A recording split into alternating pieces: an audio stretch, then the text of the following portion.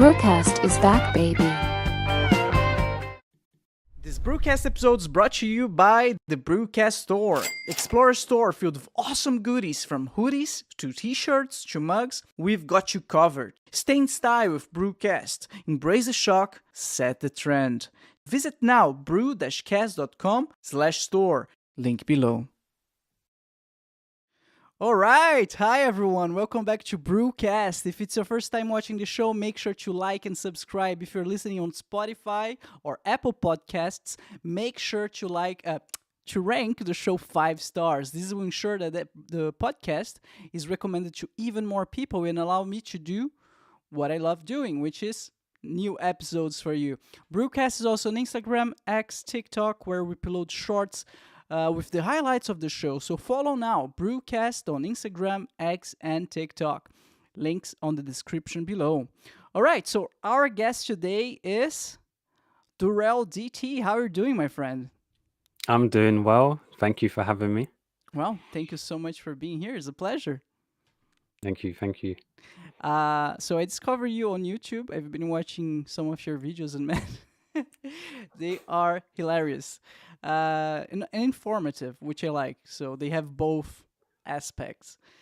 But instead of me doing a bad job presenting you, could you please introduce yourself to us? Yeah. My name's Durrell. I go under the name Durrell DT on YouTube. I've been making videos now on my channel for about a year. I do a variety of topics. I like to describe it as the 3 Ws: weird, wacky, and wonderful. And as Bruno said, yeah, it's a variety of informative, and I like to add a bit of comedic slice to it as well to keep it engaging. Yeah, that's perfect. I didn't know this was a thing before, like people covering like the latest things on the internet, like giving their opinion. I didn't know. I think the first guy that I discovered was doing that successfully was what was his name? Charlie. His name is Charlie. Oh yeah, Penguin Zero. Penguin Most critical. Yeah. He's literally like the face of YouTube in regards to covering topics. He was doing it since I was in college. And I've been watching him, but I think he started off doing video game content. But yeah, he's very good at what he does. Mm-hmm. You know what I like about him? Like his demeanor, his voice is always like super serious and dry. It's very monotone, but like he's so good at what as well as like he can talk about the most random topic, but then you would stay like engrossed in what he's saying. And next thing you know, you've watched a 10-minute video on him just talking about a rock he has in his garden or a random plant or what's on TV. Like it's just so random, or different trainers he has, and then he's so good at doing that. He literally mastered it. Yeah, he comes with like random commentaries out of nowhere. It's like hilarious. Yeah, no, he's like, it's for me, it's like the blueprint of what I would eventually want to be, kind of thing, where you're in a sense so good at what you do, people tune in for you rather than what you're essentially talking about, which is really cool. Well, you need to let your hair grow a little bit more. Yeah, and wear white t-shirts. But I think I know his trick. I watched one of his videos, like a couple of his videos recently, and what he does is he on the evening he's on Twitch, and he's recording what he's doing on Twitch, and then in the morning he like kind of edit those Twitch clips into YouTube videos where he introduces. You know what I'm talking about? Yeah. He'll have a normal topic he'll talk about for like a 10-minute video, but then he'll stream, and then also he might talk about the topic in the stream as well, and then he'll just cut out that segment and then put it as a YouTube video. It's pretty smart. It most likely allows him more free time in a sense, so he doesn't have to it allows him to keep pumping out videos and stay consistent, because I think he uploads every day. Sometimes it's twice a day. Yeah. So it's really good. Does he has a team? Do you know that? That's the thing. I've like kind of looked to see, and I don't see anything, because usually like other YouTubers, they put their editor in the YouTube description, or they might be following them or like tweet and stuff. But I've never seen anyone say that they're an editor for him or speak about it. So I think he might do it himself. I'm not too sure, which I'm surprised because he has like what 14 million subscribers or something like that. It's like big, large amount. He must have someone editing his videos. Yeah, because it's when they get to that stage, one, he can afford to do it, and then two, it allows him more time to record more content consistently than to just because I know what it's like to record a video, then you're like, oh, thinking you're done, but you're like, oh wait, I have to edit the video and upload it, and then choose YouTube tags and a thumbnail. Those add up. All those stuff add up. Definitely. So Mm. talking about YouTube tech. So before we went live, we are talking about success in YouTube, and one thing that we talked about was like just be consistent. Just keep doing it. Yes, but the tags play a role, and I couldn't find the trick yet, because some people say, oh, you need to be super descriptive, Yeah, descriptive. Yeah, descriptive, yeah. and some other people know just put 3 tags and that's enough. I was like, You know what it is? From what I've seen, I think there's two answers for it. One, if you're in Penguin Zero position now, you don't even need to do tags. Like mm, literally, you can just and you see his thumbnails. It's not no offense to him. He doesn't like put really that much effort because sometimes it's just he'll just find it on Google Images and just put it on there because he can do that now because he has a large audience. So they're always going to tune into his videos. But someone like me, let's say that's like a smaller YouTuber, you have to put in effort because you might not get that viewer again, and or they might click in once, say, "Oh, I like that thumbnail," or "Oh, the tags they were searching." I don't know. Let's say it was cat videos or a certain tabby cat, like a certain keyword, and you put that tag on your YouTube video, they're more likely to find it. If Penguin Zero just puts, "Oh, I like cat videos" as a title, yeah, people will find it because he has full like millions of subscribers. So, and a lot of it is as well. A lot of my highest viewed videos was because it was timing. I uploaded the let's say like the topic was to do with someone, let's say for example, had won £1 million on a scratch ticket or lotto. I spoke about that topic when it had kind of just happened a few hours afterwards, so people are searching it. If you wait the next day and try and do it, the topic's kind of lost momentum and no one's looking for it now, so mm, you don't gain the traction. So it's very when it comes to like the type of stuff I do, I have to do it within 1 or 2 days, or I don't. The interest for that topic dies down. So but yeah, I would say regardless, I'm always gonna add video tags regardless of how many subs I have. I'm not risking it and just putting no tags. I've always added tags from the time I've done YouTube, so I'll always do that. yeah, I mean, especially when you're small, you need to stand out. Mm, Yesterday we had Nella Donato in the show here in BruCast, and she's a brand specialist. So okay. we were talking about Apple and how Apple kind of reached a point where they have so many fans, and their brand and their industrial design is already so iconic that they don't even bother. In some devices, they don't even write anymore MacBook Pro, or they don't put the Apple anymore, the new iMac in the front, because they know don't need to. They Yeah. they reach a point of fame, let's say, that branding rules don't apply anymore. Yeah. Yeah. It's the same thing with like even when I was talking to my friend about it. When he said, because one time, even when I used to do like, I used to have a podcast as well, I used to do, and like other old YouTube channel. And then my friend was like, how come you don't advertise? I was like, well, no one's going to see it. But he was like, well, do McDonald's stop advertising or do Apple stop advertising?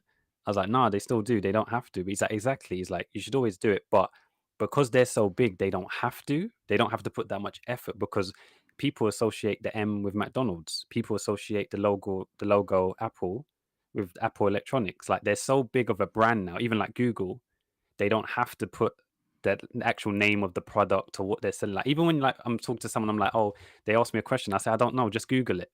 The slogans become so universal. They don't need to advertise it all the time and stuff. Yeah, it's like you're saying, the brand, when you become so big as a brand, there are leverages that you don't have to do anymore that smaller companies or business or a person has to do. Yeah, yeah. Yeah, Joe Rogan. So he just came back in YouTube, right? His Spotify deal is over, so Yeah. he's allowed, quote unquote, back on YouTube. And something that I noticed is that he's not doing thumbnails anymore. He just doesn't bother. He just when you upload a video on YouTube, he Mm. just takes like a random frame. Yeah, Yeah, yeah. that's what he's doing because Yeah, no, I've seen that as well. I've seen that as well. Before his like up to like the 1500th video, he always put what was happening in the video and text, so episode number and who was featured in it. Now he doesn't even bother. He just puts a picture, gets 600,000 views, a million, and he's probably just realized now people are going to tune in regardless. It doesn't matter what the thumbnail is. He's got to that level of success where he can, and it's all of them that do it. I think the only one that puts in effort or has a dedicated team is Mr. Beast with his thumbnails. There's always like certain stuff that certain tasks for the video he's doing, and you can tell there's a lot of Photoshop and effort and colors like blue, red pop out in the video to make people click. Probably which is why he's the most successful YouTuber. So yeah, how many subscribers Mr. Beast has right now? I think it's over. It might be over 100 million. I'm not sure. I know That's he was competing with someone from another country, I believe, for number one spot. Because I think PewDiePie was close one time. But I think Mr. Beast is leading now. Um, two 247 million. wow. I thought it was 100 million. He's like, no, let's double it. So, yeah, this is it. And it's amazing because I remember seeing his videos as well when YouTube just came about. And he used to do Call of Duty videos, just random Call of Duty videos like gameplay and talk over it. And then he was like saying, oh, he wants to try and make it a full time thing because he was young, see where it goes. Yeah. I'm sure he never envisioned it would be this level of success. Yeah, it's amazing. You think so? I think it did. I mean, he has a very Mm. from the videos that I watch from him. I don't watch them all, but he seems to be a very focused individual. Yeah, he is. The thing that I like about him is that even just watching like his videos or like his when he's interviewed for like a podcast and stuff, he's very tunnel vision to a degree, but he doesn't allow outside influence to like sway what he feels is good for a video or what would be successful, because a lot of people don't want to start out because they're worried about the scrutiny they'll get from their friends, the embarrassment of, oh, the video, see it even get like 50 views, see like, and then they'll start creeping in. But he just does it, next video, let's see how it goes. And I think if everyone had that mindset, a lot more people would Yeah. create stuff. I mean, who care how many views you have? You Mm. need to allow yourself to fail sometimes, right? Otherwise, how are Yeah. you gonna grow? Yeah, Like, no, yeah. go ahead, sir. Oh no, no, it's true. How I was at the start of for this my current channel. I started it, and the first I think two videos. It's funny, like the first video I think got like 50 views, and then the next one got like I think 2,000 or something. And then I was just like, I noticed I was slowly just view hungry, thinking about, oh, no, I want this to get certain views, and I was like, when I was just stopped looking at the views and just having fun, all of that went out the window, like thinking about, oh, overthinking, and oh, what if like my friends think this is weird, or a stranger sees this, and like, I was like, it doesn't matter. Everyone's doing their own thing. Just continue what you're doing, and it becomes so much more easier. Totally. Life's too short, man. You need to do what you love. I saw this quote somewhere, TikTok, and so I don't know. Like a bodybuilder will never discourage you from going to the gym. Like a professional tennis player will never say that you suck at playing tennis when you're like starting it. Mr. Beast would probably, I don't know what Mr. Beast would say. But what I mean, like, if you want to look for inspiration and growth, you need to look for on those who have the success you're looking for. You cannot ask like your friends who never did YouTube for advice, because first, like, they might give their opinion, but it might be not the right one for you, Yeah, because yeah, it's for yeah, me. It's like I have. a friend that does trading, and obviously I know nothing about that. And with YouTube, he knows nothing about creating videos.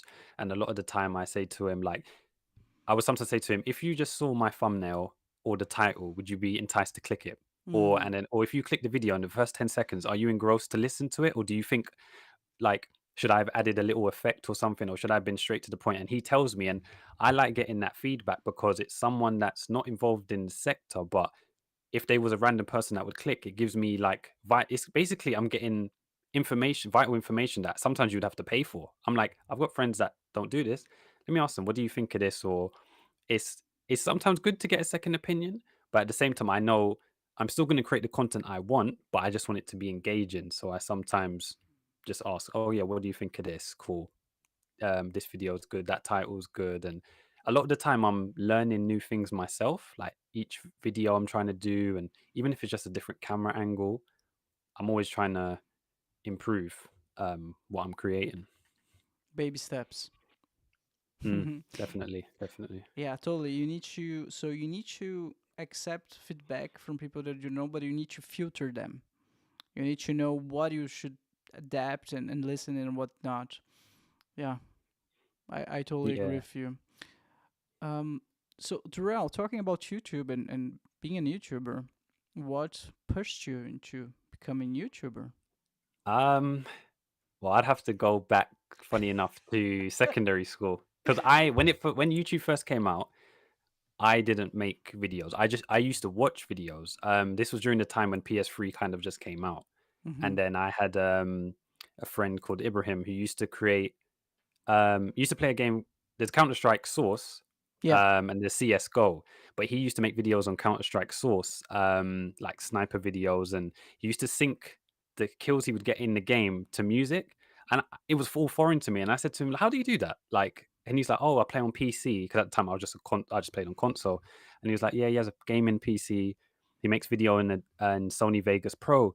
So all of this was just sounding crazy. I'm like, "Wait, what's that program? How do you do that?" And then he showed me one time how he makes the videos, and I was like, oh, okay. So I just became intrigued. Like, I was like, oh, let me see if I can do this. So certain games I used to put into the editing software, sync it to music and stuff, and a lot of my friends realized I was actually pretty good at that, so they were like, oh, you should keep doing it, it's pretty cool. So that was on my old channel.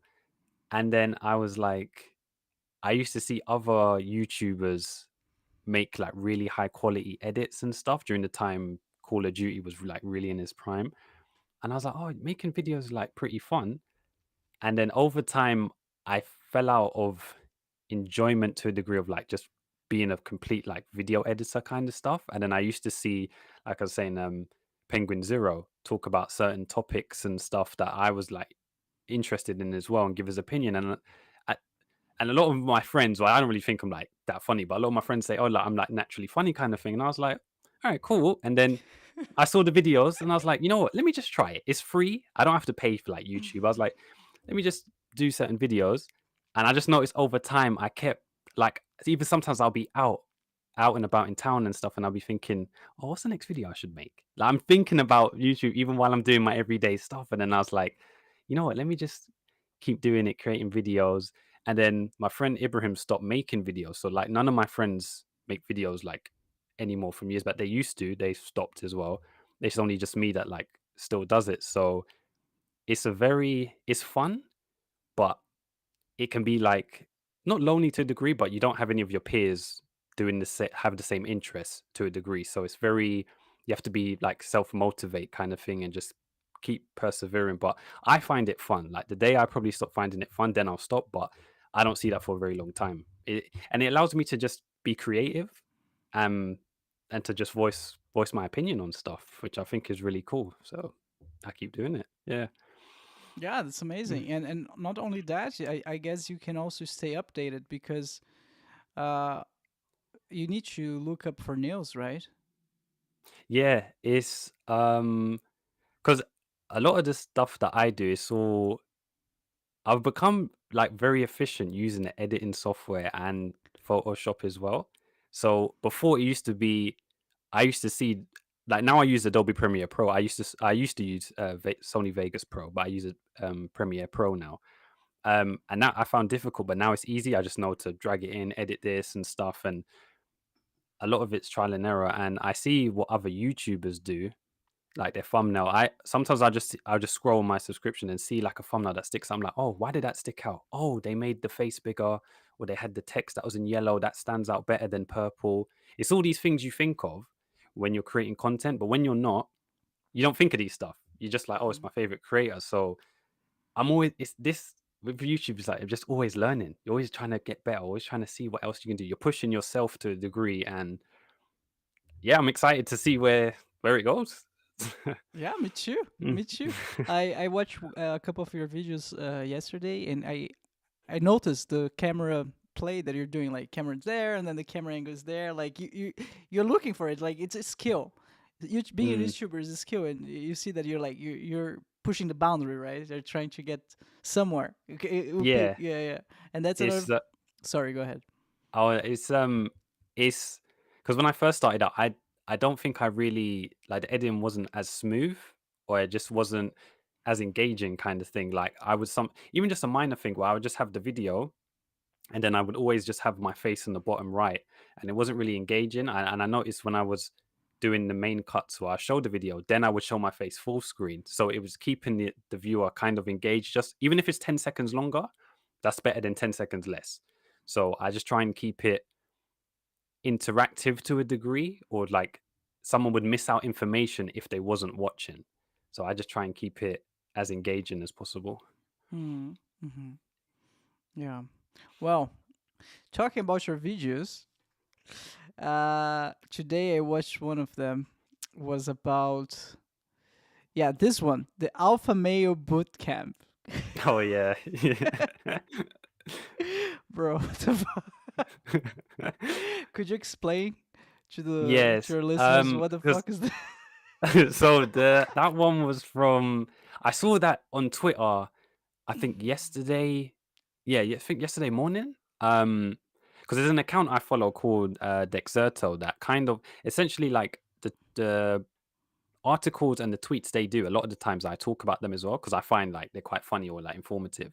And then I saw this one where it said a group of selective individuals paid $18,000 to have a 3-day boot camp where they learned to be essentially an alpha male.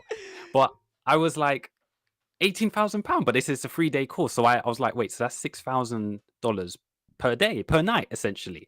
And I was like, but they could have essentially, if they're on that mindset, they could have just used £20, gone to the gym, and then just eat healthier, work out when they want to, um, do more hobbies and whatnot, maybe improve their fashion. Like that type of mindset, or that quote alpha mindset, would realign, and it's cheaper. You wouldn't have to spend 18,000. But I would just, yeah. So I was reacting to it because the main guy that was hosting the event, there was a short like Twitter clip. I think it was like a minute long where he was shouting at the candidates. So I was just reacting to what he was saying. Yeah, let me try to share that Yeah. with our listeners. 1 second. Uh, there we go. I think it's the beginning of the video. Yeah, there you go. Hold up.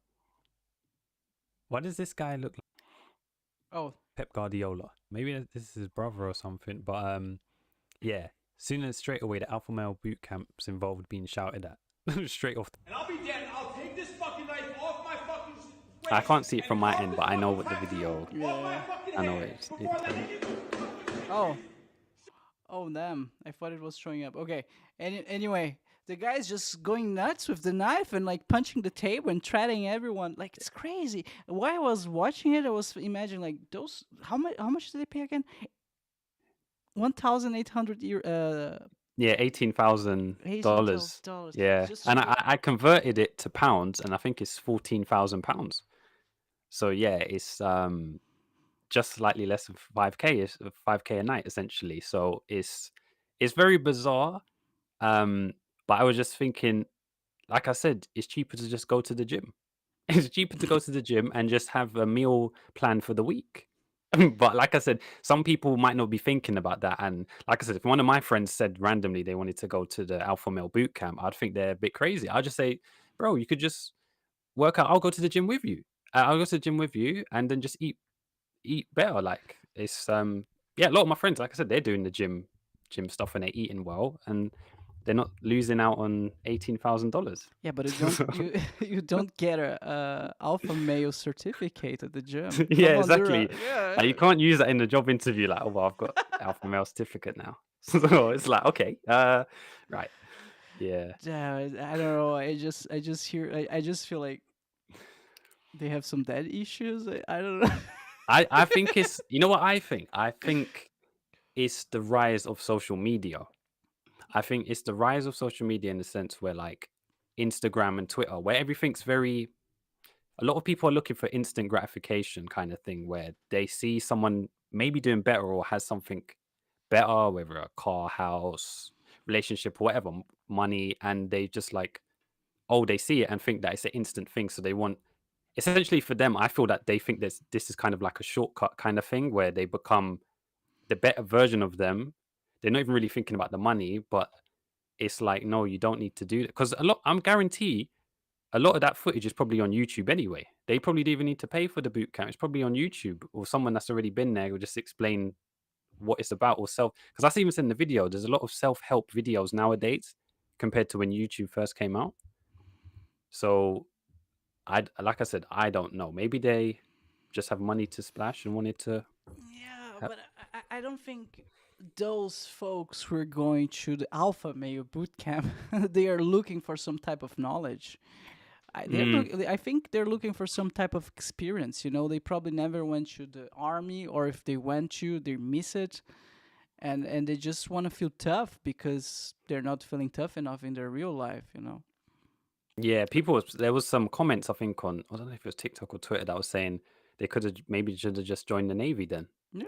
or something instead of the boot camp, which is true because you learn a lot No. of skills in the Navy and yeah, it's tough. People say the Navy is tough, but you learn a lot of stuff and earn money as well. So But then it's dangerous. You cannot put yourself in danger. You need to go with you need to go to the boot camp, bring your smartphone, you know, just for the weekend, show everyone that you're tough now, and then go home.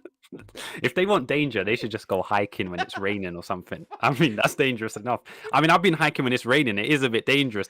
The terrain, I'm nearly falling down hills. What the The fuck, bro? lot. Oh, Don't so die, I don't please. know. Damn, where this happened? You know, in the U.S. probably. Yeah, I think it's America because I went on their web. I think they had a website, um, and it was I think 4 or 5 people are hosting it, the event, and then yeah, it's a 3-day event. Like I said, they were going to do jogging, hiking, all sorts of stuff. Apparently there's more footage on YouTube, but I didn't see it. I didn't actually think to look on YouTube, but yeah, I think this has been going on for a while because there was dates on the website. I think there was about 20 dates, and a lot of them were sold out. There was a few spaces left. I'm just like, I guess this is free publicity for them. I I don't know. I Let was just perplexed. let's say Durrell, they offer you a free ticket just for the experience. Would you go? Mm, Just no, no. no. If it let's say there was one in like the UK Yeah. and they said to me, "Oh, you can go," I wouldn't go.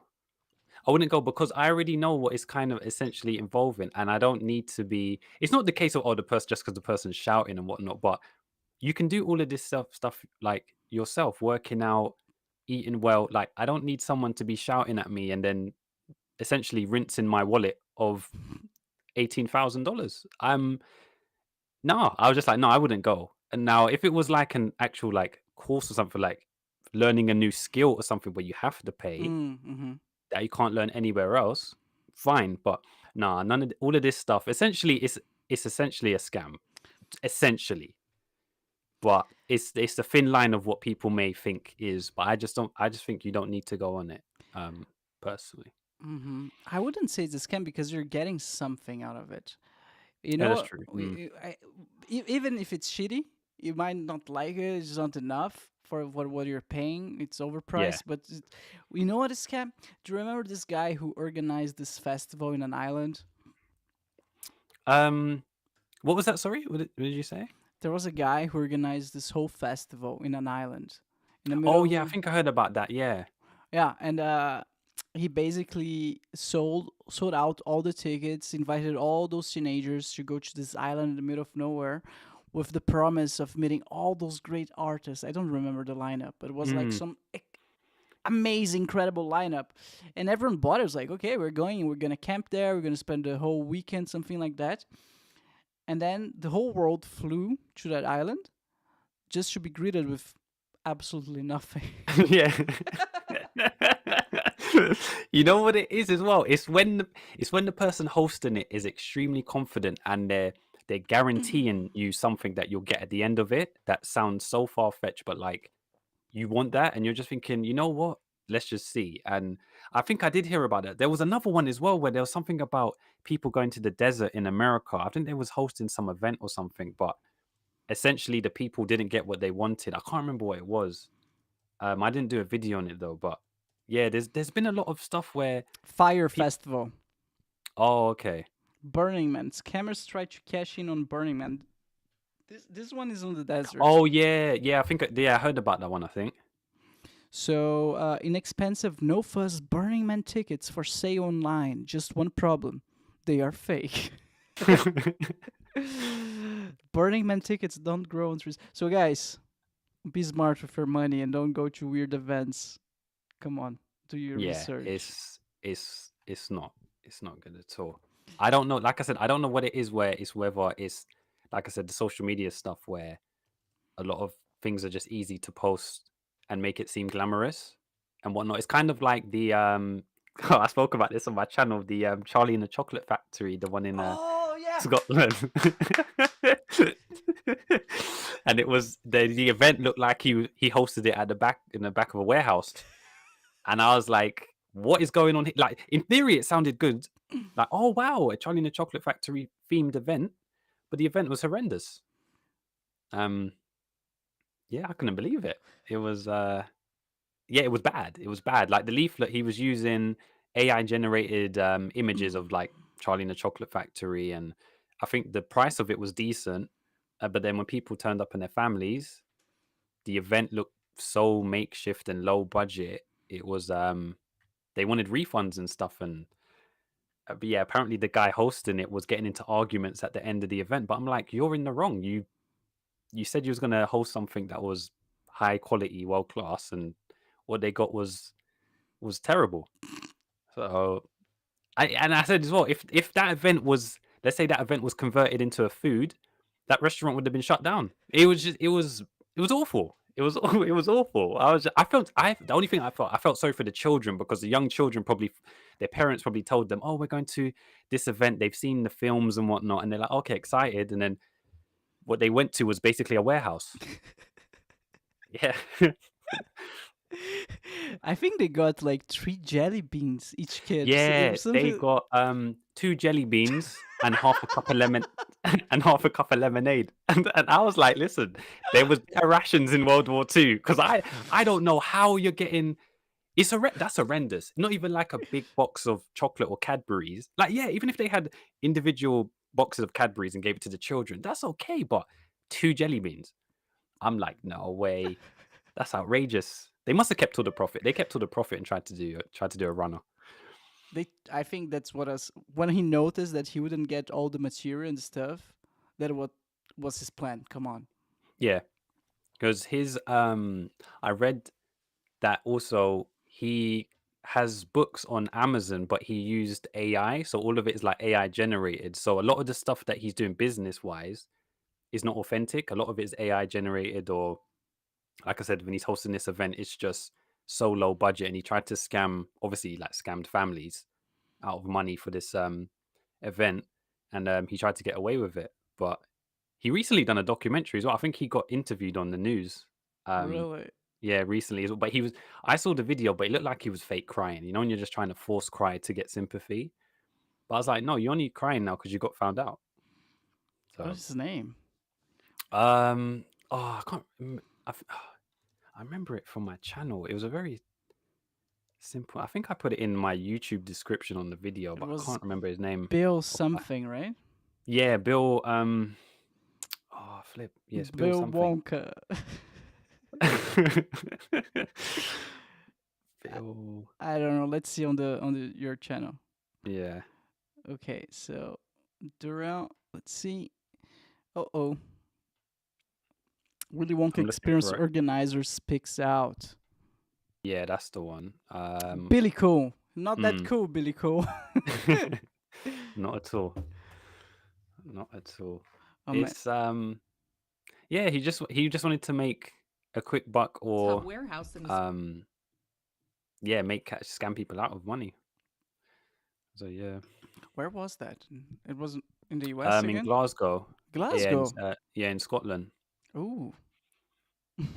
You're cracking up in the video. Yeah, it was funny because I was talking about the two. You know, when you mentioned the two jelly beans, that's what made me laugh because I was like, "That's outrageous! That audacity! That's insane!" I think, it was the best thing that could have happened, because imagine he actually goes through with this event and he hosts this whole thing. Mm. The next thing that happens is Warner Bros. Just sues the hell out of him because no way in the world this was approved or has like any affiliation to the movies, Yeah, Is he allowed to do that? that's what I was thinking. I was like, it's not, as far as I'm aware, it's not officially licensed, and because he's trying to make revenue from it, Charlie and the Chocolate Factory, like that intellectual property, could sue. They have grounds to sue. Yeah. And I think so. Yeah, it was very bizarre. But I've always said they should have that type of event for kids. It's a big thing now, like the films coming out and stuff. I thought they would have maybe stuff, I don't know, like Legoland or Chessington, something like that. But yeah, he tried to host his own event and it backfired badly. Oh man. Have you watched the latest Wonka movie? I haven't seen that one. No, I haven't seen that one. It's pretty good, Durrell. I watched it on the cinema. Oh, It's okay. it's how'd you say, when they sing along? It's a musical. Oh, okay. Yeah, musical. Yeah. So if you like music, you can. I personally like musicals a lot, and I think this young man, what's his name? Oh my god. I know he took because he's in June 1 and 2. Yeah. Because I've seen the old Charlie and the Chocolate Factory, and I've seen the one with Timothée yeah, Chalamet. yeah, Timothy, yeah, and I've seen the one with Johnny Depp, when he was Willy Wonka. So, but I haven't seen this latest one.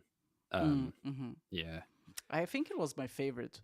The one with Johnny Depp, I don't know, there was something off about it. I watched it as a kid. I was like, yeah, it was kind of bizarre, kind of portrayal. And the first one was just too old for me. I'm from the 90s, but this one I like it. I really enjoy it.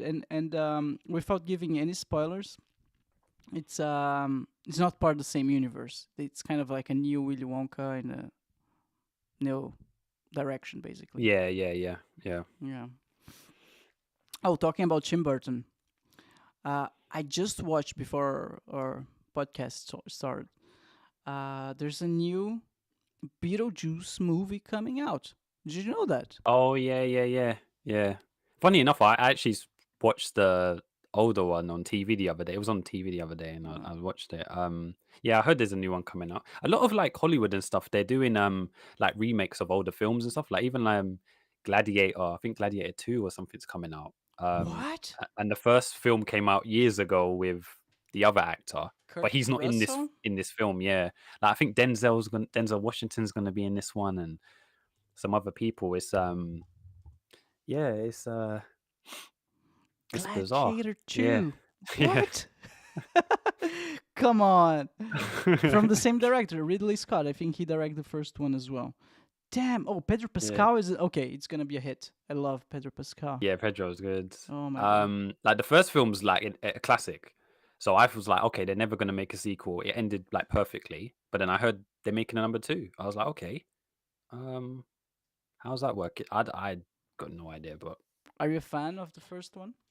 yeah, I loved it. It's I genuinely think it's in my top 10 films of like all time Really? that I can think of. Yeah, it's the Wow. way like the characters and the ending was like, sometimes you have like a good film, but the ending can kind of let it down. But this one was a solid ending.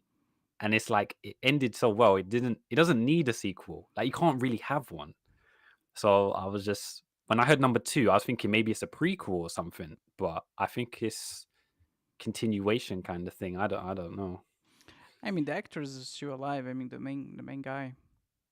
Yeah, he's not featuring in this one. What? Yeah, Come on. he's the only cast member I think that's not been asked to rejoin, as far as I'm aware. I didn't see it, which is I think it's kind of well, it's because the way the first one ended, so maybe that's why. But I mean, they can still like films. A lot of the time, they don't have to be direct continuations, kind of thing. Like it could have even been a prequel, but Yeah. I don't know. Yeah, I think it's risky when they change the main guy. For example, when it comes to TV shows, The Office. I'm not sure if you watch. Yeah. I've watched the American one, like 3 or 4 seasons After they of it. changed the Stephen Carell, it was not the same. 2.5 Men, the same. After they removed Charlie Sheen, I mean, he kind of removed himself. Yeah. It was never the same. And I don't know. Let's see. Gladiator 2. Yeah. I watched Bob Marley this I haven't week. seen that. Damn, I'm not a huge reggae fan. Reggae. Mm. I listen to it from time to time, but then it's a good movie. There's this whole backstory about his life that I had no idea about. Like, Yeah, that's what I think this film was. As far as I'm aware, I think that's what the film was about. Like just educating people on like his background and stuff. mm, Um, I was gonna see it, but I think the reviews weren't that great. I think people were saying they weren't that great, but yeah, I haven't seen it, so I don't know. ignore the reviews. Just Mm. just go for it. Bruno approve it. It's Bruno stamped. Bruno stamps approval. Yeah. But other than that, I don't think there's a lot of good movies coming out lately. Like Dune 2 came out. I haven't watched that one. I want to see that. My friend saw it and said it's sensational. Like I Yeah? think he tweeted out something. Yeah, he said it's brilliant, and I'm like, okay, because the first one was like it was very slow paced, Yeah. and I think it was leading up to this film. So if people don't like the first one, I understand. But apparently the second one is really good. But I haven't seen it. The latest film I did see was Oppenheimer in the cinema. Yeah, that's That a was good it's a one. long film, but it's a good film. It's more like a documentary kind of thing, but it's a movie, like a biopic kind of essentially. But it's just a very long. I think it's like 2 hours, 2 hours long. I think. Even more, I guess. Yeah, I think 2 hours 15. It might even be 2.5 because I was sitting down and then I was thinking afterwards. I'm like, how long have I been sitting here? Because the film is, but it's so good in the cinema because of the sound effects. Oh, 3 hours. 3 hours. Yeah. Yeah. It's a long one. It's one of those films that essentially you have to see in the cinema instead of watching it at home, just because the visual effects and all that stuff. And the sound as well. I remember when I watched Oppenheimer in the cinema. Mm. The sound, I won't spoil anything, don't worry, guys. But the sound box was vibrating so much that Yeah. the screen, you could see the shock waves on the screen of the cinema. The screen of the cinema was vibrating. I never seen that in my entire life. It was Yeah. insane. The sound was at one point I thought like the room to a degree was going to blow up or something because the sound of it was literally like I've watched a lot of film, but the sound effects, whatever Christopher Nolan's done, he's like amplified it for some reason. Just I think obviously it's just because of the nature of the film, but it's very engrossing. You're just thinking like, whoa, you feel part of the film because it's so like loud and stuff. And Cillian Murphy, he killed it. He Yeah. absolutely killed it. I knew him already from this TV show. Was it Peaky Blinders? Peaky Blinders, exactly. And it was phenomenal. But I mean, he is still phenomenal in this movie.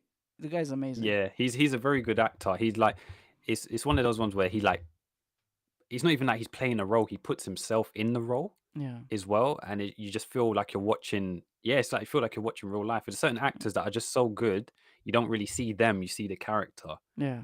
And Yeah. yeah, he's one of them. Have you heard about his diet in No. preparation? So it turns out in preparation for his role in Oppenheimer, he was trying to lose some weight, lose some muscle.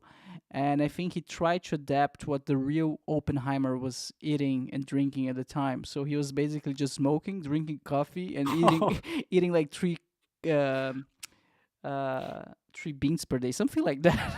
Mm. Yeah, because in the film it's either he's having a drink or he's smoking or he's like got that 1,000 yard stare. Yeah. But the casting of the film was so good, like Robert Downey Jr. Mm. Um, and they had the Einstein. Like Einstein actually the actor looked like him. Like it was so good. I was just like, it felt like he was going back in time, and you was a fly on the wall watching all of this kind of unfold. And this, I as well. Christopher Nolan for me is one of my best. I think the best director. For me, just because I like a lot of his films, like The Dark Knight, Interstellar, this film Oppenheimer as well. Like, I don't think he makes bad films, honestly. Tenet. Yeah, Tenet was a bit. I watched that and I was like, it's all right, but you know what it was? The trailer made it seem it was going to be better than it was, and then when I watched the film, I felt it didn't live up to what I thought it would be. Oh, come It's on. okay, but Come on, yeah, it's not that great. the trailer didn't sell the movie. The movie was just not good enough. Come on. I thought the concept of it was good, kind of, but then it was like, for me, the ending as well wasn't that great. I don't know. It's weird. It felt like a filler movie. Like he made this film, but was like, you know what? I've got other intent. I've got a bigger film I want to do, but I'm just gonna make this film. And then he done it. But yeah, apart from that, I think like the Batman trilogy, Interstellar, Yeah. yeah, and this one as well. And yeah, he makes good films. I lost count how many times I watched Interstellar. Four, for sure, minimum 4 times. Mm. It's amazing. How he made done like the planets and space, and yeah, it's amazing. I and the storyline as well was engaging. I was just, yeah, it's amazing. That film's amazing. I think he worked with scientists in order to develop like the black hole and stuff. Yeah, I Yeah. think so too. Yeah, he was doing a lot of research into that. Scientists, black hole, Interstellar. So we're not Rogan here. We don't have Jamie. So Oh yeah, they look up. Yeah, they're like, Joel's like, so what is this? And then the person just searches it up straight away. yeah, unfortunately, I have to search for everything, guys. So, okay, let's accept those cookies. Wrinkles in space time, the warped astrophysics of Interstellar. So, if I'm not mistaken, it was the first time someone depicted like a black hole accurately and like visually ever. Yeah, I think so. Yeah. Yeah. Okay, there's a lot of text. Sure. And the soundtrack's amazing as well. Do you have a favorite movie, Durrell, like of all time? Don't say Interstellar. Of all time, that's in my top 5 though. Yeah, Interstellar is in my top, but my best film. I don't know. Dark Knight. Dark Even though it's Knight. Christopher Nolan, Dark Knight. Yeah, that's my favorite. That's for me. That's my favorite film. Yeah. Like Joker, Heath Ledger's performance is incredible. Batman's one is good as well, but because Heath's is so good, and for me it was just like, because when Heath was chosen as the Joker, everyone, like even on forums, was complaining, saying, "How can he play the Joker? He don't look like the Joker. Other films he's done doesn't equate to it. It's not for him." But his performance was ridiculous. It's actually amazing. To this day, it's still like my favorite Joker interpretation of him. And the soundtrack, yeah, for me it's Dark Knight. Yeah. That's a good pick. I mean, Heath Ledger. What an actor, man. I didn't know him before The Dark Knight, but after I watched him in Dark Knight, I started like looking at some other of his movies. Yeah. And I stumbled upon Breakback Mountain. Oh yeah. Yeah. I think it's Brokeback Mountain. Brokeback Mountain, where he plays a gay cowboy, and that's when you see the range of an actor. Like I completely forgot about the Joker, the Dark Knight. All I could see was a gay cowboy who was in love with this man, and like he puts himself. He's one of the few, I think, that puts himself in the role, yeah, fully, and like researches it as well. Oh yeah, another film I was going to say, I remembered now. The film Prisoners. It's with Jake Gyllenhaal. Gyllenhaal. Yeah. Yeah. That's and the guy that plays Wolverine, the actor that plays Hugh that film is Jackman. good. Yeah, that Mm. film is really good. What it is about? It's the without giving it away. That essentially you've got the father, Hugh Jackman, has a daughter, but she goes missing on the street, and then they're wondering where they've gone, and then it turns out they can't find the daughter, but they think they found the suspect, and then there's a lot of stuff that goes on. There's a lot of twists and turns that go on. The Gyllenhaal's the investigator for the police. He's going around, and then what found out is that there's like a more sinister thing that goes on within the community. And yeah, without giving it away, but there's a lot of twists and turns in this. Like you watch it and you think, oh, okay, this is what's going to happen, and then something totally different. And the ending is just like, oh, so yeah, it's very good film. I think it's rated pretty high on IMDb. I think I watched this one on Net. It was on Netflix, right? Yeah, it came out a while ago. I think 2013. Let's see. Yeah, How it's was it called? quite a while ago. How was it called again? Prisoners. Prisoners. Yeah, Yeah. prisoners. Um, That's not how you write prison. 2013. There you go. Oh. How do I remember this? I only remember the good films. I don't remember a lot of the rubbish ones I watch. Oh, this guy, this actor, he plays. Yeah, he was in the Batman Yeah, film. Yeah, he was what was it? The Riddler. the Riddler. Yeah. Yeah.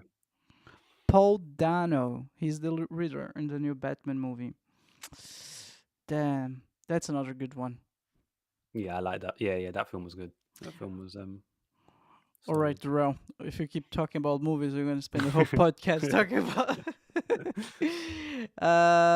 So I would like to talk with you about one of your other videos, which is Yeah. about Dan Schneider. You entitled this video "Dan Schneider is a creepy guy." So I ask you, why Dan Schneider is a creepy guy? What the fuck's happening?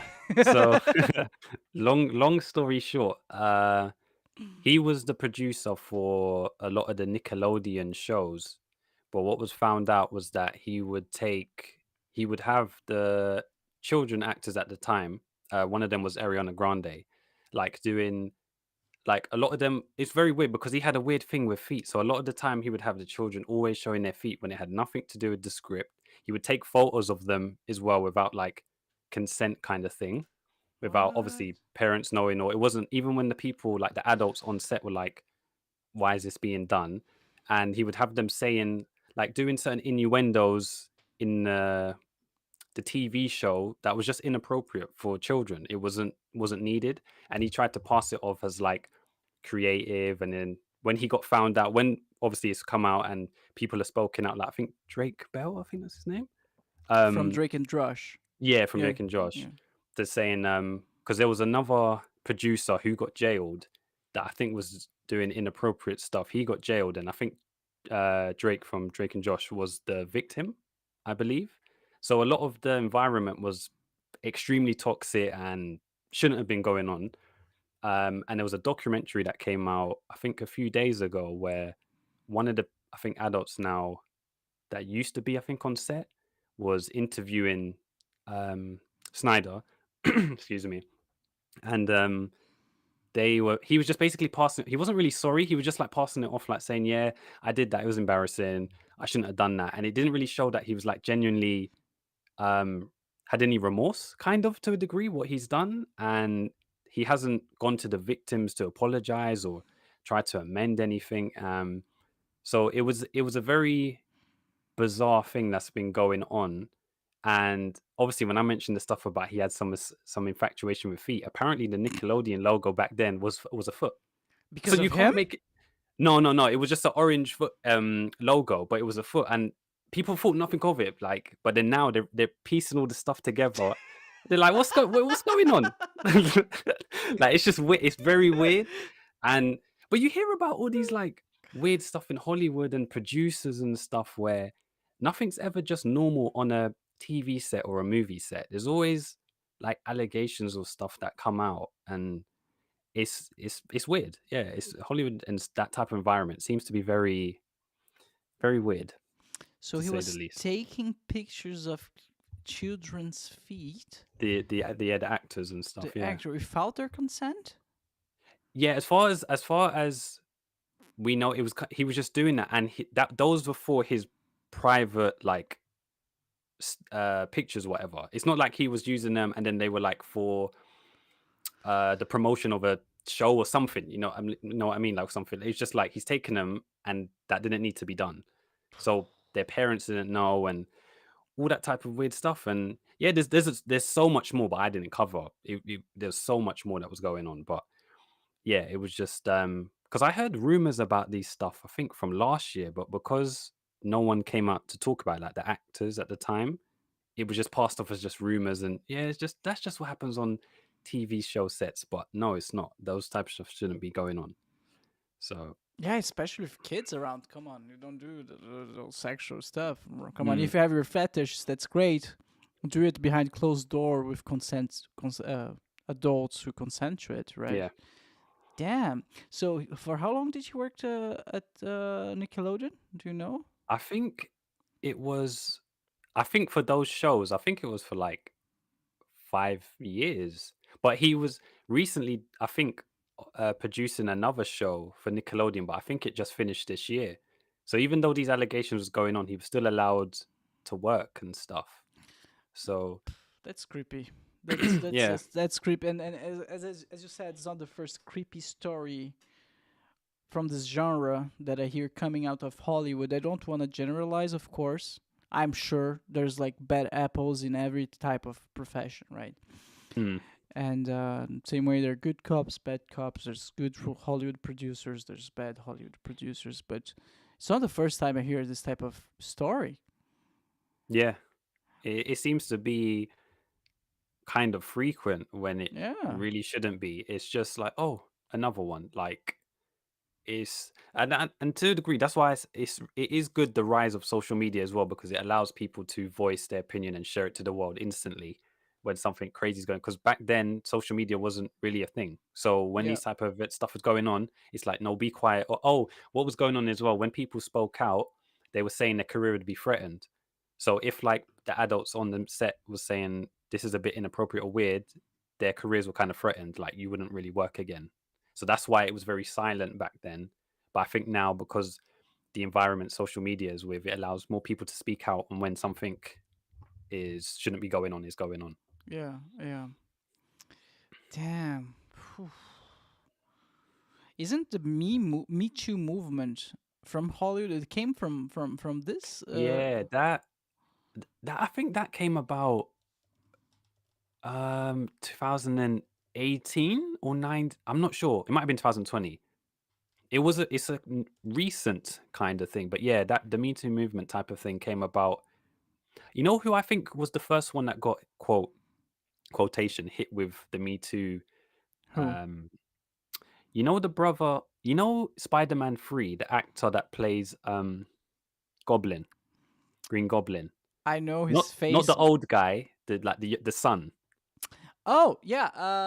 Of course I know, and of course I forgot his name. Franco, something Yeah, yeah, Franco. something Franco. Yeah, yeah. Oh, he was Yeah, dating Amber Heard, right? The yeah. At one point, yeah, he was doing, I think, inappropriate stuff or touching inappropriately the actresses on film sets or something like that. James Or Franco. James Franco. Yeah. What? He was And then touching I think, the actress?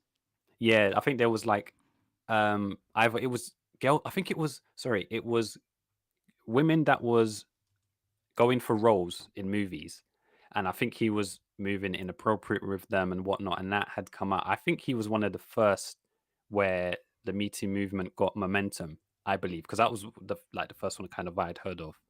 And then obviously it allowed more people to speak out. If certain produce, they're like, oh yeah, that producer was, and then it gained momentum. Because I think people don't want to speak out because essentially it's a person that's not as famous going up against a celebrity.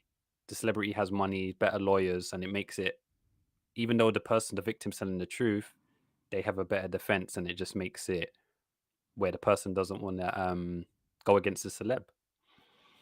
Hmm. Yeah, makes totally sense. If you're starting out and you want to get famous and they tell you like that's how the game goes, that's how you play the game, like that's what I should do, in order to get famous. If I need to sleep with you to get Mm. famous, then I do it. You know, I guess they are manipulated into it for sure. Of course, they're manipulated into it. Damn. But James, come on, get your act together, man. That dating Amber Heard behind Johnny's back. Come on, Oh yeah, yeah, yeah, yeah, it was yeah. behind Johnny's back. Yeah. Yeah, and then that Johnny and Amber Heard case was everywhere on like social media and YouTube. It was on the front page and Twitter was. It was always hashtag was always trending Johnny Depp and stuff for. I think that was like a few months. I think A few like solid months month. Yeah, worth of golden memes. yeah. God. People was making so many YouTube videos of it of the that court case going on. It was yeah, it was a crazy time. Okay, so Dan Schneider, she works at Nickelodeon. This creepy guy with all those allegations. Come on, man. All right. Ah, man, that's sad. Let's see. This one, that's an interesting one. TikTok is being banned in the USA. So I have an opinion about this one. Mm-hmm. So, well, tell us the story first, if you don't mind. Yeah, that one they was trying to essentially it's on the first stage of being banned. I'm not sure with like America. I'm not 100% clued up with American politics, but I think the House of Senate. I think they've essentially passed the first stage where it's on the way of being banned. I remember seeing a quote where Joe Biden said, "If like the paperwork is handed on his desk, he'll sign it." So it's looking like it may be banned, but they said it might not happen if it's sold. I think it's because they said it's Chinese owned. If they sell it within, I think, a month or something like that, it wouldn't be banned. But I don't know. I didn't think it would even go to court. I didn't think it was that serious where the government was thinking of banning TikTok. I've never seen like an app, as far as I'm aware, be banned in America. So they're afraid of TikTok, basically. Yeah, And why is that? I think they're alluding to where, as far as I'm seeing, America feels that China's getting information on how the American public, especially children, are acting, and they don't want quote free intel. So that's essentially why they don't want the app to be Chinese owned. I think that's essentially the main issue because it's not to do with money because a lot of money is made through TikTok as well, like creators and stuff bring money in and whatnot. So that's what I've seen. That was the only thing that I saw where that was their main concern, and the fact that they're pushing it so quickly to get it banned, that's what it's alluding to. But is it proven that like there's Chinese spyware in it, or it's just like speculation? There, I don't think there's any like spyware type thing, but because of the content that's being produced, because it's banned in China, I think TikTok TikTok is itself, yeah, I think, as far as I'm aware, I believe TikTok itself is banned in China, or the content they create is purely educational, like it's not like just for fun and blah blah blah. The content they make is purely, oh yeah, yeah, it's banned in China. yeah. Yeah, So TikTok is Chinese, yeah, but it's banned in China. yeah. Okay, that's interesting. So that's why as far as I'm aware and seen the documents and information, is that America doesn't like that China, even though it's Chinese owned, it's banned in China, but they essentially have all quote intel on how, because a lot of, I think the main content creators for TikTok are American, as far as I'm aware, because America's bigger anyway. Um, and a lot of the biggest creators are American. So I think kids are influenced a lot with TikTok, like the rise of it as well. Because before it was Snapchat, but now TikTok's obviously taken over. Yeah, and the government are pushing to ban it, and I didn't think it would happen, but it looks like they're trying heavily to go through with it. Do you think it should be banned? I don't think so, just because because if this was owned by a company in California, TikTok wouldn't be banned.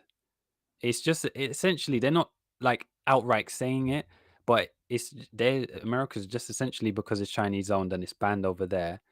they're like, oh, we don't want it to be. I don't think so, because I think there is a lot of good content that is made on TikTok. Like some creators do not make any other content on YouTube or Twitter or Instagram. They only solely make TikToks, and not just for fun and whatnot, but actual genuine like educational or like certain life hacks, certain things just minor, but they're actually like educational and kind of help.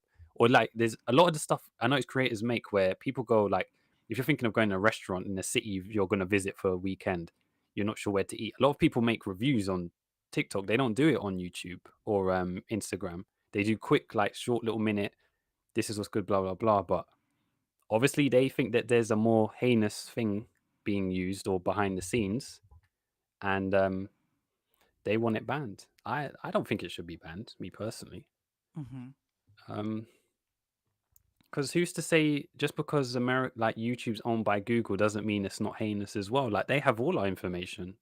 Google, because Google owns YouTube. They're the two most biggest powerhouse essential like applications slash sites in the world. So I don't know. Well, as far as I know, Google it's not used in China. They have Baidu, right? They have like a completely different internet in Asia. In Asia, I'm sorry, China. Yeah. They have their own search engine. Like a lot of the I don't even think they have YouTube. Yeah, they have their own like video site.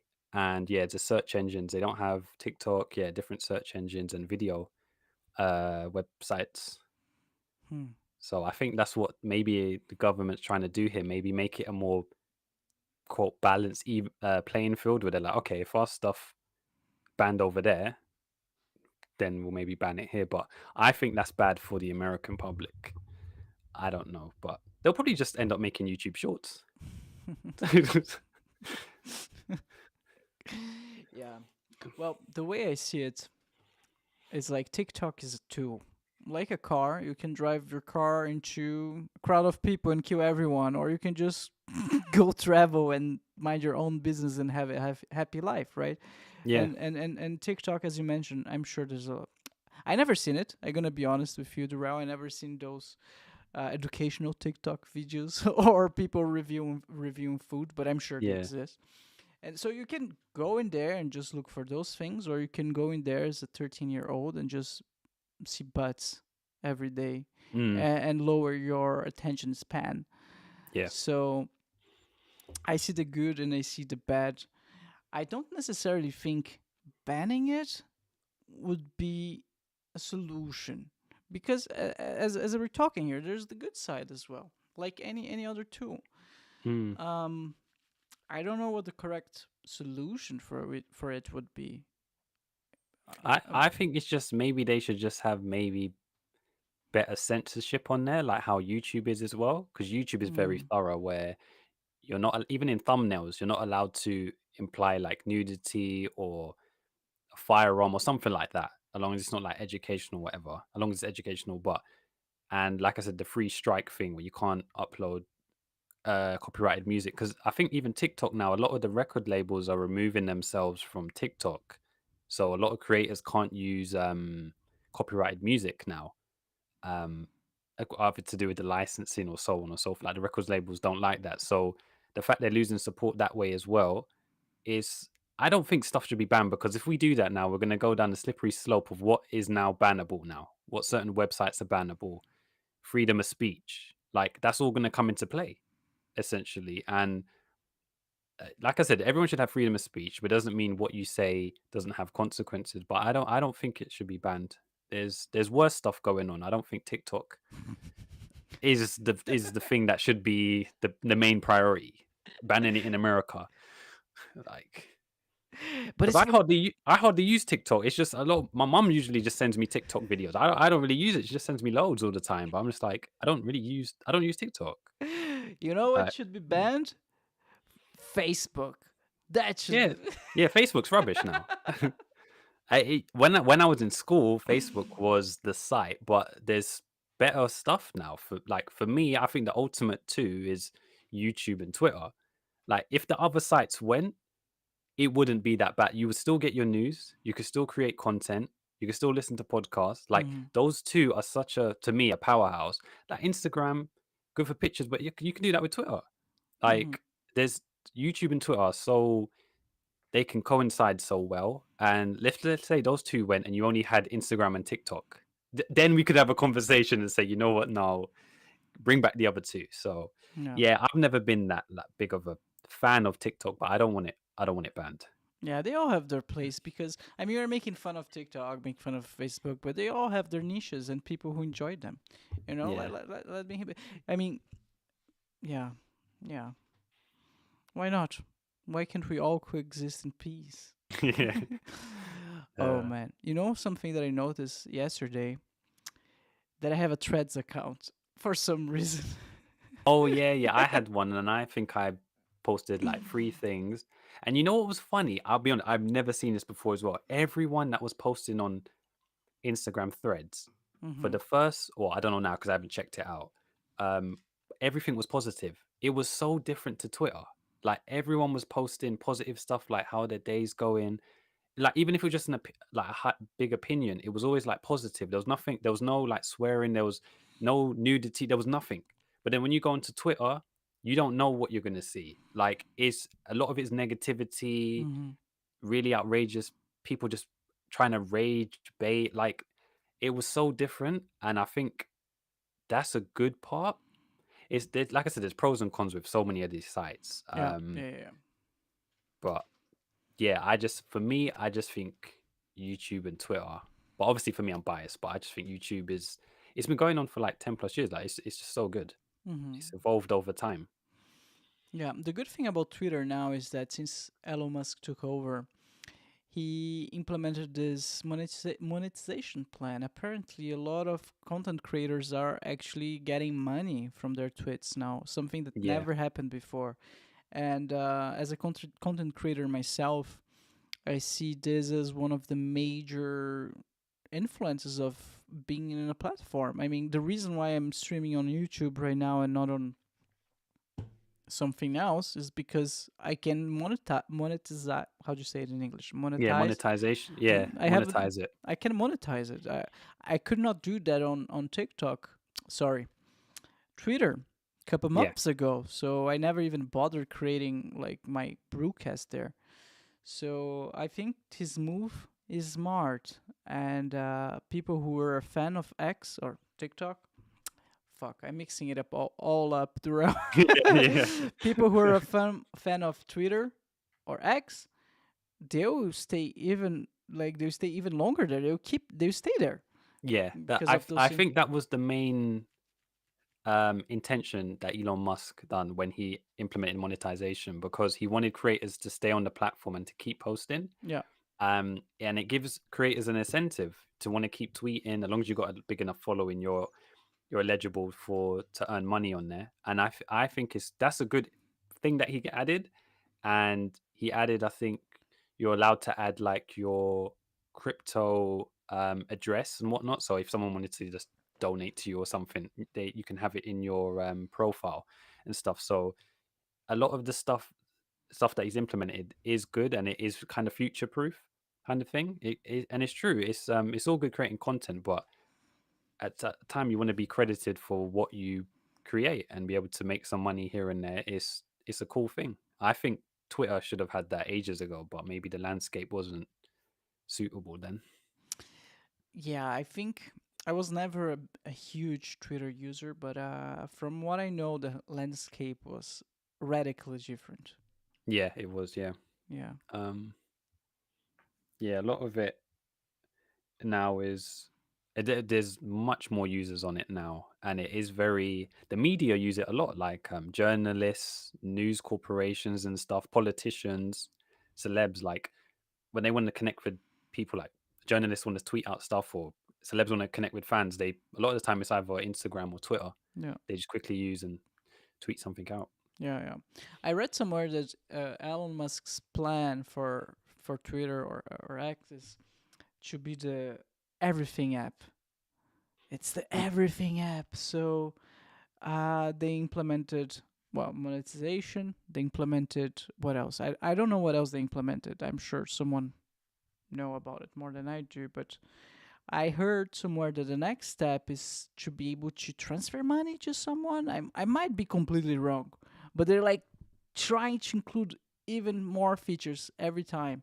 They really want to have it like the everything app, right? Do you know more about this? Yeah, they like I said, they were trying to implement. I think behind the scenes, it's not like fully, but they're trying to do where if people have a crypto account or whatever, crypto like a Bitcoin address, people can pay money to each other, and they Oh, okay. implemented as well. Um, recent feature, but I think you have to be verified. You can phone people now through Twitter. So if you follow you both follow each other, or you have to both be following each other for them to, I think, to phone you in the settings. You can phone each other. Like, yeah, he's trying to make Twitter the everything app. Phone to do with banking, tweets, videos. He's trying to obviously make it like a video platform as well. Streaming. He was trying to do. I think he was streaming. I think like last month or something on his account, his main account. Playing the PC game. Like she's trying to do the Twitch thing as well. So I don't know if it will work out, but he's trying. So we'll see what happens. Hmm. I believe in Elon Musk. He has some good ideas. He does have some very good ideas. Like I am a fan of like his mindset and stuff. At least he's trying. I'm always a fan of someone that at least tries and Yes, sees what happens. See what happens. he's trying. He has a lot of good ideas, but I'm not sure if this is one of them. Yeah, it might be a bit too much for because he has promised stuff in the past and they haven't even like happened. Because the main thing as well, like people were trying to say he was going to promise to bring back like banned accounts that was wrongly flagged Mm. and stuff, and then he only just recently kind of done that. Because I remember when he took over Twitter, I think for the week everyone thought the site was going to go down or something, but I'm not sure if when he owned it or when Jack was owning it. There was like an outage kind of thing where people thought the site was going to literally go down because there weren't enough workers at Twitter. And then people were trying to sign up for other sites. Like, what's the next alternative? What's the next site? But it never happened. Mm-hmm. Yeah. Well, staying the social media theme, I'd like to ask you, what the fuck is the Chroming challenge? Oh yeah, no, that was The that Chroming apparently challenge. Yeah. that apparently was um oh, what was that? I think that was a trend that was going on TikTok where I think users were it was to do I think children were inhaling some substance, but it was apparently a part of a challenge because there's been loads of challenges before. Where there was like the mannequin challenge. There was one where um there was I can't remember all the challenges now. There's been so many actually. Hold on. I TikTok remember challenges. the Typod challenge. Yeah, there's been Is something similar? Like Chroming challenge, like a Typod challenge? um no, this one was actually fatal. Hold on. All right. Yeah, this one because this child went into cardiac arrest because it was to do with they were inhaling dangerous chemicals. Apparently it was a TikTok challenge. I have never heard of it, but apparently it was because it was trending. And that's why I think there's a recent law, I think that's been passed in America, one of the states, where they said you have to be over, I think, 14 now to sign up for social media. I don't think that's going to work out because so many kids are going to lie about their age anyway on these sites. So there's literally no way to enforce that. Um, but yeah, there's been certain challenges that's been going on as well. There was a weird one I think it was like a year back, the milk crate challenge where people were walking up on milk crates, literally, in America and ended up hurting themselves. And it was a challenge that was always going on, seeing how high people can go up in. And I was like, I don't know. It's very bizarre. Like I said, the internet will have people doing the most crazy things, weird things, just for the sake of a challenge. But yeah, this one was very weird. So the milk crate challenge. So say it again. You would have to stack milk crates on top of each other and just Yeah. climb up on it. Yeah, so they put them in like a pyramid type of build, and these things are not stable at all. They're literally just meant to hold milk. And people were walking up on them. And I think it was only in America. I don't believe anyone in the UK was doing it because we don't have the milk crates delivered to us. So they had them and they were walking up on them. And a lot of them were like, some people were falling over, like really hurting their back and stuff. And I was like, the American social healthcare stuff, you lot are injuring yourself and are going to have to pay X amount of money to get fixed up in a hospital. I was just like, I don't know why it was trending. It was going on for literally about a month, solid month that was going on. And yeah, there was other challenges that's been going on as well that are just wacky. Yeah, very weird. What the fuck? You know, I have wonderful friends from America. Mm. I love them. They're amazing. But I'm sorry, why there's so much crazy shit coming from there? Like, it seems like whenever one of those things happens, oh, it's from America for sure. Like, where else? It always like a lot of the stuff even I report on my channel, I genuinely believe I think 90% of it is American based. I don't even think it's in like Canada. I think actually no, it is because a lot of the stuff I read where it is reported, a lot of the crazy stuff is Florida. Literally that state. So many of the videos, it's like Florida-based person does this, and there was a person that was doing the pranks in a American mall and ended up getting shot because he annoyed the wrong person. He kept like antagonizing them. Like there's so many stuff that it does happen. I'm not sure if just because it's the size of America or it's the laws they have, but yeah, a lot of the stuff I don't hear any like crazy stuff really that much to report on my channel in the UK. That's UK based. Uh, I don't know. Like I said, as long as they keep doing the weird stuff, I'll keep reporting it. It's on my channel. I don't mind. It gives me content, but yeah, I don't want anybody dying or anything. But it's just very yeah, it's very odd. It's entertaining for sure. Mm. I'm not complaining. I love it. Oh man, talking about Florida, man, I follow this channel on YouTube. I love it for many years right now. It's a prank channel, and his name is Ross. The name of his channel is Ross Creations. Have you heard about him? Nah. Dude, Ross Creations. it's the funniest shit ever. It's the funniest shit ever. I need to show you. One second. Ross Creations. Guys, if you're listening to it, just look it up. Cross Creations. All he does is prank. I think he's like one of the biggest prank channels on YouTube right now. So he has Oh, okay. at the moment of this episode, he has 4.7 million subscribers. My favorite video from him, Exterminator, is when he. Oh, that's the one. So my favorite video from him, it's called hiding a crazy guy in my attic and hiring an exterminator for rats. Oh. So he has this friend of his. Okay, there's an ad running. He has this friend of his, Cole. Like, he's a nice guy, but he the joke is that he looks like a homeless dude. So whenever they have some weird challenge, okay, I'm not showing that. Whenever there's something weird challenge or weird prank going on, they just called Cole to be the weird guy. In this case, they called Cole to be the rat in the attic for when the exterminator arrives. And well, I can show you in a second after the ad runs. Yeah, a lot of channels blown up from the prank stuff. Yeah.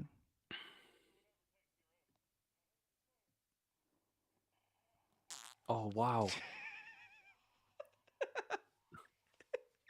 Oh my gosh.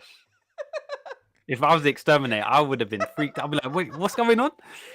I didn't sign up for this. I'd be like, this isn't in my pay.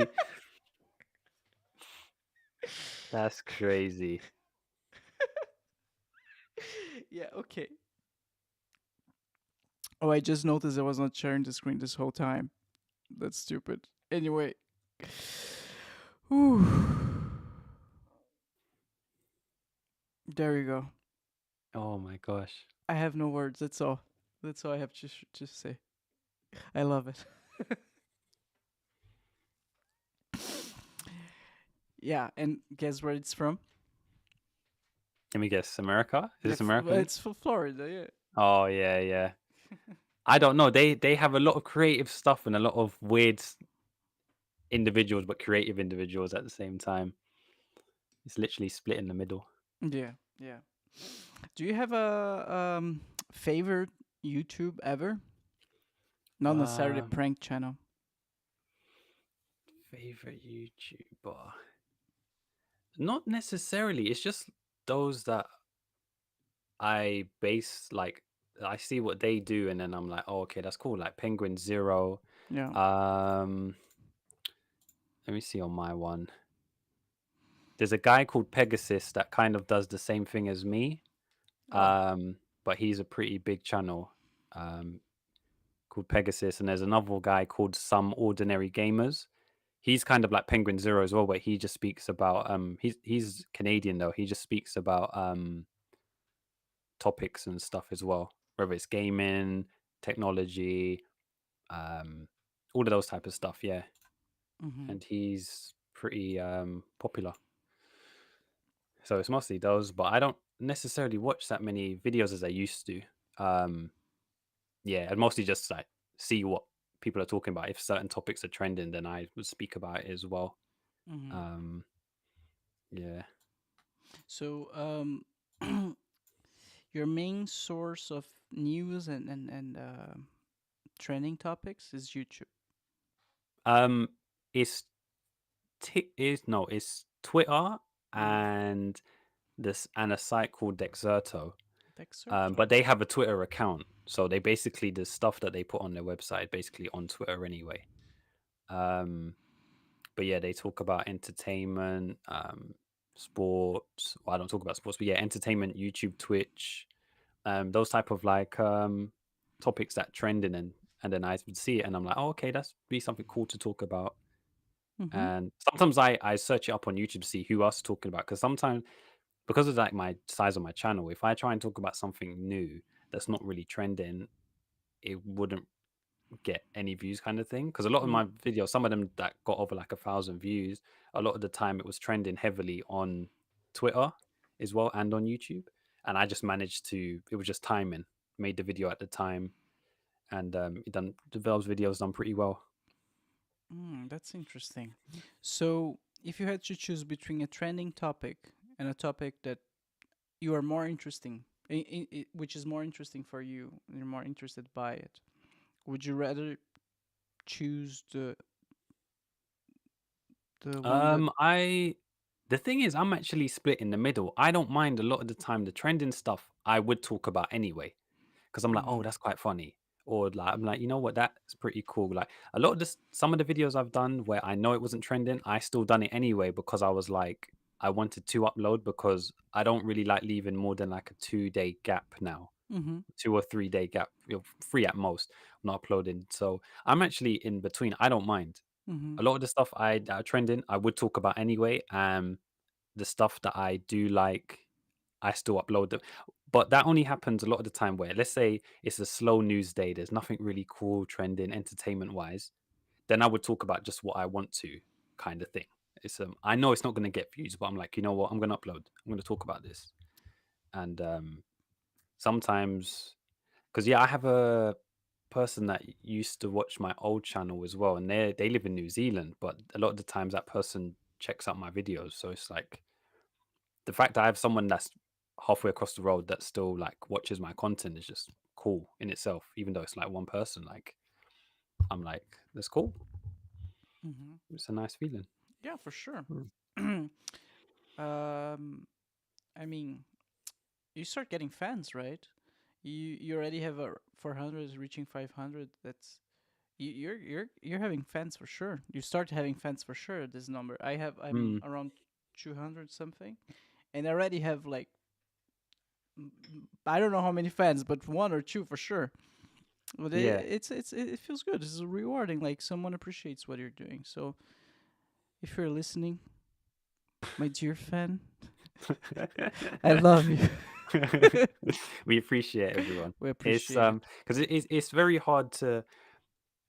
It's easy to upload, but it's hard to like garner like the community you want, if that makes sense. Like, let's say like you want a positive like community or Yeah. someone that enjoys literally what you do, regardless of what you talk about. That's hard to garner because it's very easy to delve into like even the content I talk about. It's very easy to talk about more negative stuff that would get necessarily high views all the time, but it garners a set of people that only want to watch that type of content.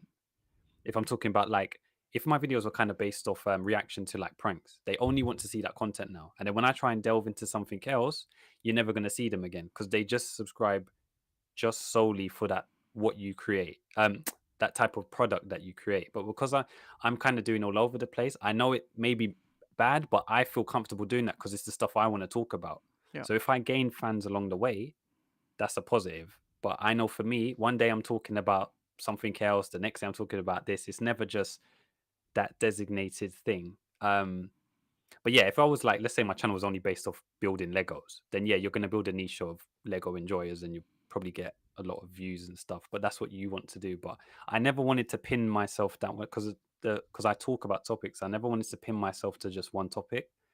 I don't like doing that because I have too many opinions on stuff, so I don't want to just, oh yeah, that person didn't make that content. Okay, I can't like talk about that.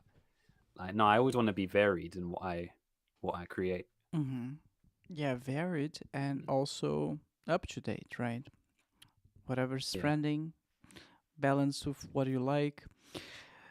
I'm asking this because that's something that I struggle with. I noticed that, of course, the biggest channels, they're always talking about what is trendy, but it's not necessarily what I enjoy talking about, you know? yeah, Like, I think there's a healthy balance in the middle. Like, for example, talking to you today, I mean, we covered a lot of, we're still covering a lot of stuff and enjoyed all of them. And if one of them are trendy, great. You know, I'm gonna have a hit video. Maybe, who knows? So yeah, I guess it's an art, right? So I think it ties up to what we were talking at the beginning of the show. That yeah. it requires skills. Being a YouTuber is not like, yeah, just fire up the camera and have fun. No, it requires skills. You need to know how to do the thumbnail. You need to plan a little bit what you're gonna talk about, and yeah. And It's sorry, go ahead. sorry to cut. It's just because now because you brought up a great point because it's like the viewer only sees what they see on screen. So like I might do a lot of the time, sometimes my videos might be 15 minutes long, but I cut it down to about 6 minutes because a lot of it is me. There's like silence. I'm thinking of, oh, what else could I say? Like kind of thing. Like, unfortunately, I don't just do one thing in one take. Like sometimes I might be stumbling a word or something like, let me just redo that sentence because it's weird. And then they only see what's on the screen. So for like, obviously they might even watch 6 minutes, but they're like, oh, okay, this person made a 6 minute vid, but they don't know the amount of time I had to do video edit, I had to edit the video, I had to create a thumbnail, I had to do tags, I had to say, is it even worth uploading this?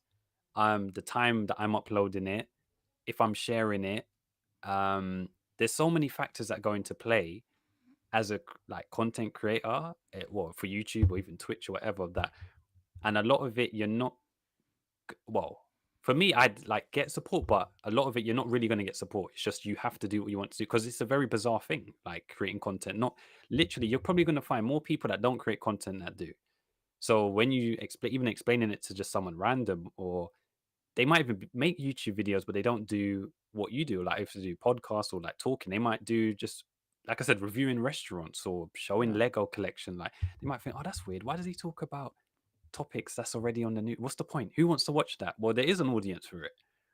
Same thing as Lego. Like I don't watch Lego stuff, but I know there's a massive audience. It's $1 billion like company, so it's very it is a skill. It's hard to describe, but it is a skill because I've always said if it's that easy, everyone would do it. for But sure. I don't see everyone doing it. So And it's not like because someone else does it that your version of it is useless. Of course not. The opposite, because whatever you're doing, like you're bringing something new to the table just because it's you. mm, You know, like, oh, Bruno, like that's my inner dialogue, right? Oh, Bruno, why would you do a podcast? There's Joe Rogan, who's 10 times better than you. 100. Who cares? that's it. That's the thing. He is Joe Rogan. I'm not Joe Rogan. I'm Bruno. So there you go. BruCast. It's a different thing. Yeah. And if No, you, it yeah, sorry, no, you go on, you go on. yeah, that's it. It's a different thing just because it's me. It doesn't matter. There's other podcasts. They're not BruCast. So Yeah, no, that's the thing. You bring something that Joe can't bring, regardless of size. Like you're your own individual, and people will be like engaged in that as well. Like that's what I've always said. Like there's many versions of different bread that's sold, but doesn't mean oh just because this bread's making the most money, no one should make bread anymore. Like everyone's has their own thing that they can bring to the table, and I just feel that there are a lot, even like talented people that might feel, oh, I don't know, I should try it, or just I feel just like try it, whether it's a podcast, it's art, it's photography, and just see if like you enjoy it. If you enjoy it, that's the main thing. It's not, oh, I didn't get this amount of likes on the picture, or oh, my friends aren't sharing it. Like, I'll be honest, a lot of the times you create your stuff, your friends aren't going to share it because you're not getting views. Like, that's going to happen. That's happened to me, but I've literally passed the point. I don't care. I still create what I want to create. I don't hate my friends any like more or something like that, or less, whatever, blah blah blah. I just create what I create. They're not in the sector I'm in, and I'm not in the sector the stuff they like. But you just have to keep pushing on, and it's very, like I said, it's very cutthroat. But I think the best thing for YouTubers, like if they're like new, is to just like upload, see what they like over time, and don't worry too much straight away about the niche thing, because everyone keeps saying, "Oh, before you upload, find a niche, find a niche." I'm like, no, if you keep doing that, you'll never upload, because it's so hot, it's so oversaturated now. Like back when it was first out, yeah, it's easier, but like now, I wouldn't say to someone, "Oh no, write down all these ideas and stuff." Just try what you want to do, see what sticks, and you enjoy it, and keep doing that. And yeah, like I said, Penguin Zero's mastered it. He talks about stuff that are trending, and then he also talks about the most random stuff, like tier lists of chocolates and other. I think he was talking about Subway sandwiches one time. It was the most random stuff, but like I said, he's gained an audience that like him. So yeah, just try it. That's a good piece of advice. Advice, yeah, for sure. Just go for it. If you're having fun, you're gonna find your niche along the way. You're gonna find an identity along the way. The important part's just beginning it, and it's not only YouTube. It's like anything. And I remember when I started playing the guitar, someone told me, Bruno, it doesn't matter. It's your first day playing the guitar. You're a guitar player. Period. Yeah, You just suck at it, but you are a guitar player.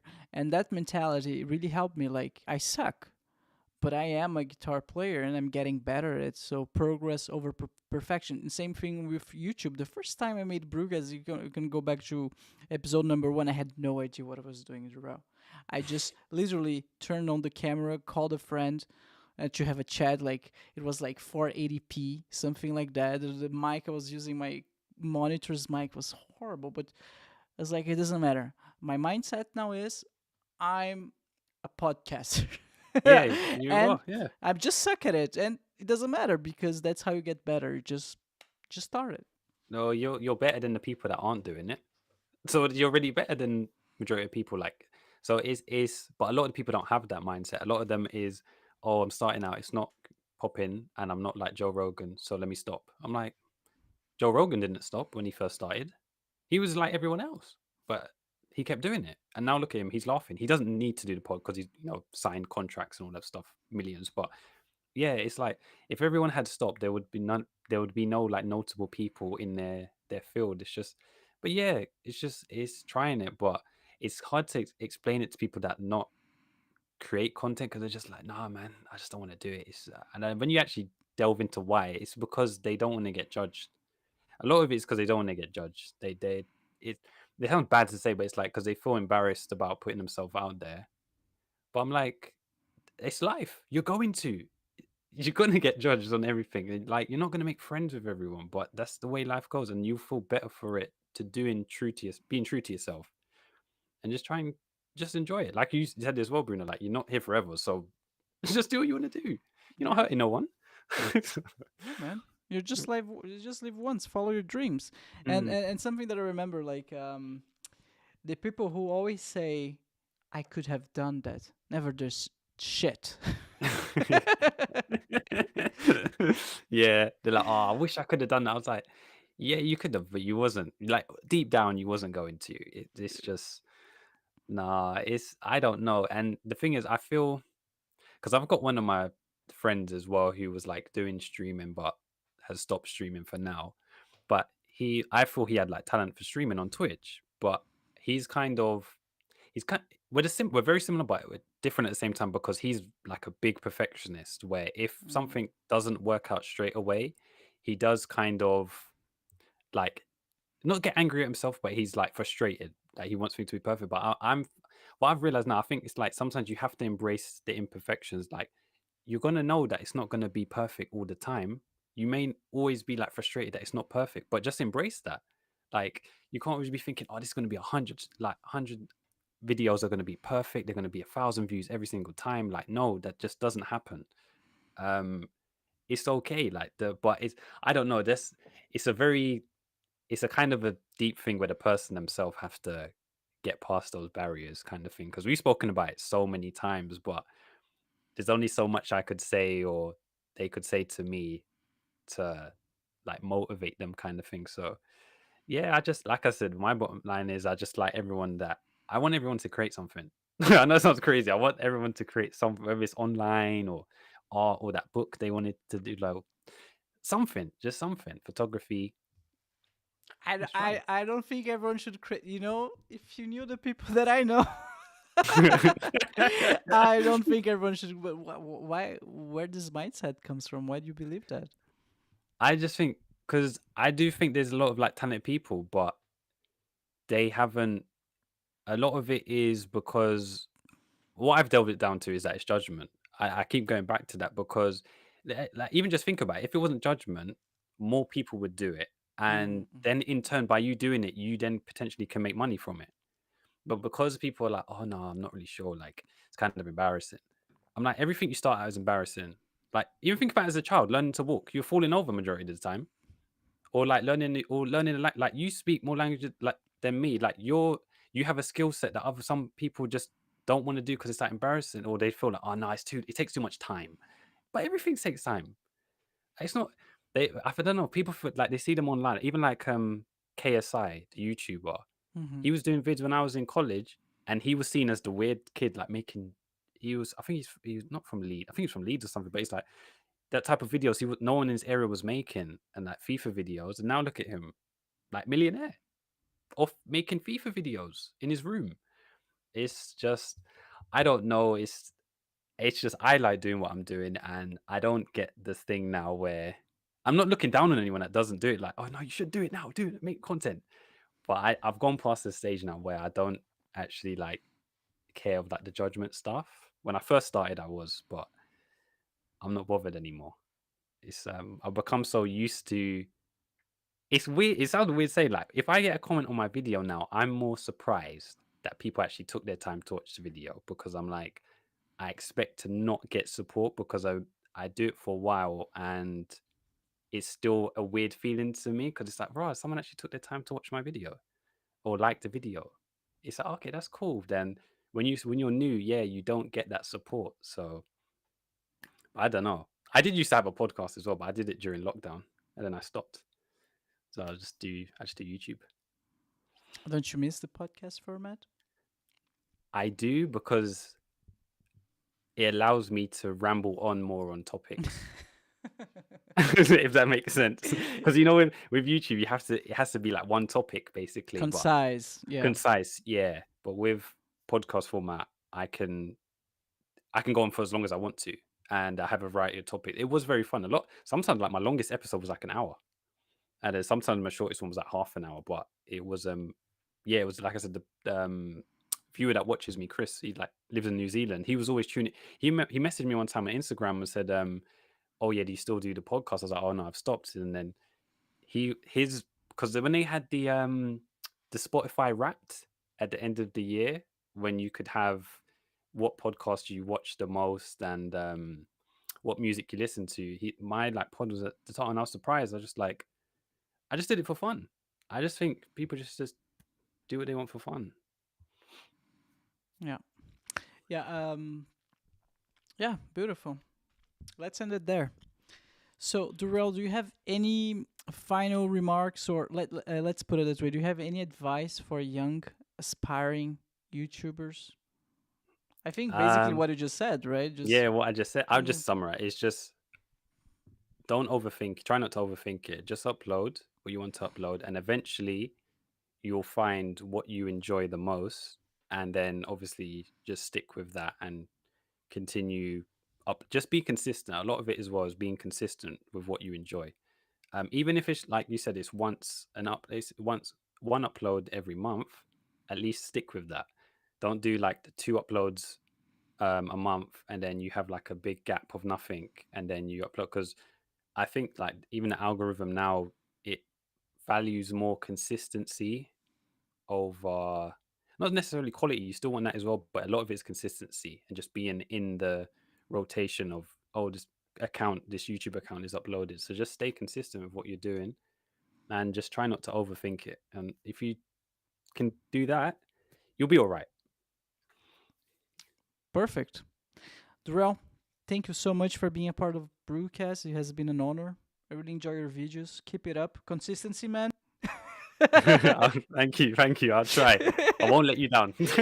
Thank you. Thank you, everyone. If it's your first time watching the show, make sure to like and subscribe. If you're listening on Spotify or Apple Podcasts, make sure to rank the show 5 stars. This will ensure that the podcast will be recommended to even more people and allow me to keep doing what I love. Check out now the BruCast store. Explore our store filled with awesome goodies from hoodies to t-shirts to mugs. We've got you covered. Stay in style with BruCast. Embrace the shock. Set the trend. Buy now at bru-cast.com/store. I repeat, bru-cast.com/store. Links on all links on the description below. BruCast is also on Instagram, X, and TikTok, where we upload the shorts with the highlights of the show. So follow now BruCast on Instagram, X, and TikTok. Thank you very much, everyone. Thank you very much, Durrell. See you next time. Bye-bye. Bye.